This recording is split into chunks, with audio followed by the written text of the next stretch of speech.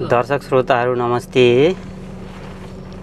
आज हामी अलिकति छोटो मिठो अनि नेपालको नामुद ठाउँमा हामी भिजिट गर्न गइराखेका छौँ। म यहाँहरूलाई देखाउने छु सबै ठाउँको।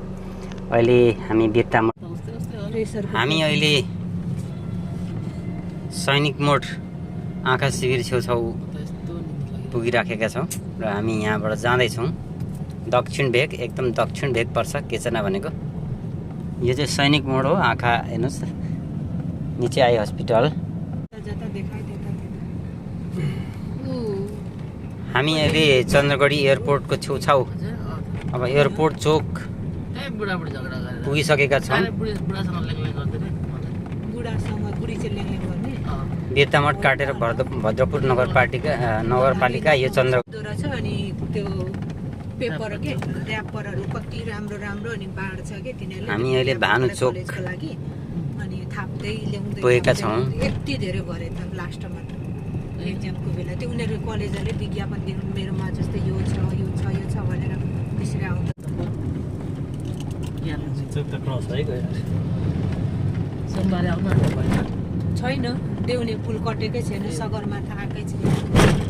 अब यो ज्ञानी चोक हो यो बजारै हो यो। अनि सोमबारे अनि चाराली पहिला यो बाटो घुम्दा नराम्रो थियो। यहाँबाट खिच्दा हुन्थ्यो त। पत्री बजार पनि पुगेको छैन नि।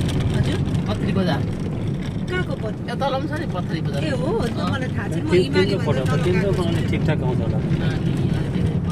यो अब हामी पृथ्वीनगर पुग्न आँट्यौँ। यो उकालो पहाड चढेकै जस्तो यहाँ अलिकति उकालो ओह्रालो पनि गर्दै जानुपर्छ। दिदीको छोरीको बेमा हाम्रो भेनाको माउलामा दिनु बिर्सेको। अनि कस्तो छ अचम्म हैन नि? गाडी आउँदैन रे, आउनु पर्ने त।